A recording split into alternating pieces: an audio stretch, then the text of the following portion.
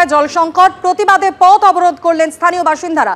মন্ত্রী অরূপ রায়ের বাড়ির কাছে হাতে খালি বালতি নিয়ে মিনিট 15 ধরে পথ অবরোধ করেন স্থানীয় বাসিন্দারা। পরে হাওড়া থানার পুলিশ গিয়ে পরিস্থিতি নিয়ন্ত্রণে আনে।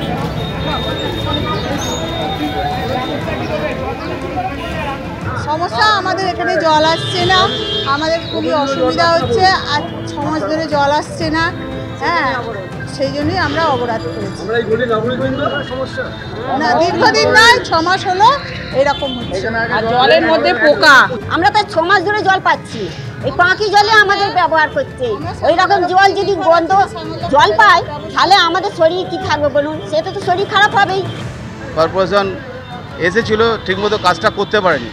তা আজকে এক্সিকিউটিভ ইঞ্জিনিয়ার এসছেন মিস্টার পি.কে. ভঞ্জ, কমিশনার আমি চেয়ারম্যানকে বলার পর উনি আজকে দেখে আমি ওনাকে রিকোয়েস্ট করব, প্রখর গ্রীষ্মের তাপদাহ চলছে, মানে মানুষের জল ছাড়া কিছু হবে না। জলটা যে কোনোভাবে এই অঞ্চলে যে জায়গাটা কম আছে, বিশেষ করে এই গলি থেকে গিয়ে লাস্ট গলি বাড়ি অবধি জলটা যেন এনে দেওয়ার ব্যবস্থা উনি করে দেন।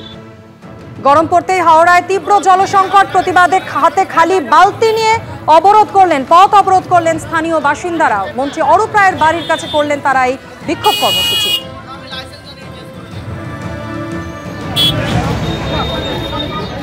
দুদিন কেটে গিয়েছে কিন্তু এখনো পর্যন্ত খাদ্য পানীয়ের বন্দোবস্ত হয়নি, ত্রাণ এসে পৌঁছয়নি সব জায়গায়, এমনটাই অভিযোগ করছেন স্থানীয় বাসিন্দারা।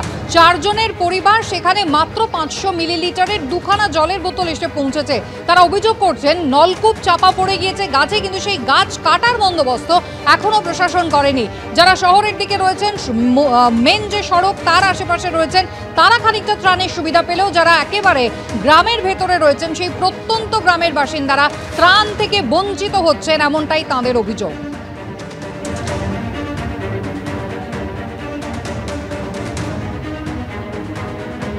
যত কিছু হয়েছে অত কিছু কি পাচ্ছি, পাই না তো। খালি জীবনগুলো বাঁচিছে এইটাই ধরুন, আমাদের নোবার মতো জায়গা নেই। যাও না, দেখো না দাদা ওইদিকে, হ্যাঁ আমরা তো প্লাস্টিকও পাইনি এখন, কীভাবে বাঁচছি আমরাই জানি না। খাবার যে কালকে দিছে, আজকে তো এখনো পাইনি। হ্যাঁ, সন্ধ্যার সময় দিছিল, আর একটা দুপুর টাইমে দিছিল, এখনো জলও পাইনি। আজকে জলও দেয়নি তো, আসছে কি দেখেছে চলে যাচ্ছে, আর কিচ্ছু পাই না। কই আমার এইদিকে তো কালকে থেকে কিচ্ছুই ঢুকিস না। হ্যাঁ, কেউ ঢুকে নেই এদিকে। রোববারের ঘটনা, ঠিক আছে, আমরা সরকারি কোনো সুবিধা এখনো পাইনি, না কিচ্ছু পাই নাই। লাইট, ঠিক আছে, লাইট তো অনেক অন্ধকারে পড়ে আছে। রোববার থেকে আজকে কি বার, মঙ্গলবার হয়ে গেল। রোববার থেকে মঙ্গলবার, না জলের ব্যবস্থা না খাওয়ার ব্যবস্থা।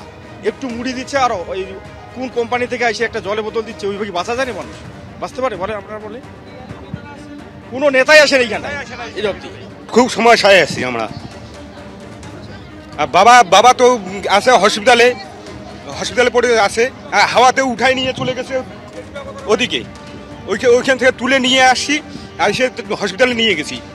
না টোটো পাইছি, না তোমার অ্যাম্বুলেন্স পাইছি, কোনো নেতাও আসে নাই। আর ইসেতে নিয়ে গেছি। আর বুড়ি একটা বড় মা ছিল, বড় মাকে নিয়ে গেলাম, ওর তো ছেলে নাই। তারপর ওই একটা বিছানার চাদর নিয়ে 4 জন ধরে নিয়ে গেলাম ওদিকে। না টিফিনের ব্যবস্থা, না লাইটের ব্যবস্থা, না জলের ব্যবস্থা, কোনো নেতা ফেতা কিচ্ছু আসে না এখানে।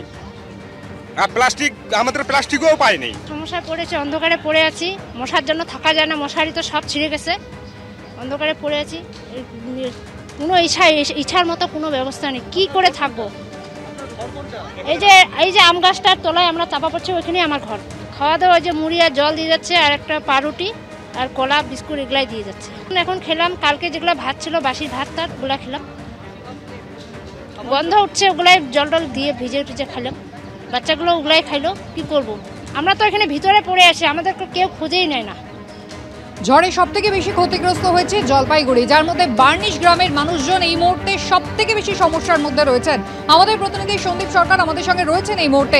সন্দীপ, প্রায় 48 ঘন্টা পেরোতে চললো, ত্রাণের কি বন্দোবস্ত হয়েছে, গ্রামবাসীরা কি বলছেন, কিভাবে কাটছে দিন?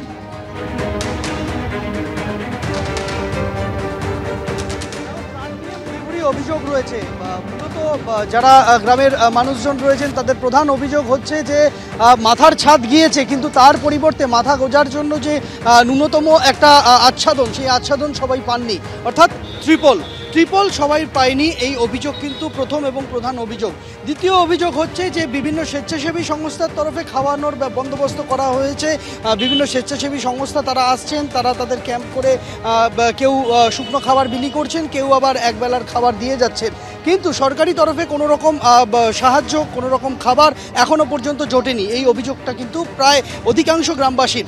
আমরা যে গ্রামে এই মুহূর্তে দাঁড়িয়ে রয়েছি, অর্থাৎ বার্নিশের উত্তর পুটিমারির গ্রামের দিকে, সেখানে কিন্তু সাধারণ মানুষজনের প্রধান অভিযোগই হচ্ছে যে এখনও পর্যন্ত তারা সরকারি কোনো সাহায্য সহযোগিতা পাননি এবং সব বাড়িতে ত্রিপল পর্যন্ত এসে পৌঁছয়নি।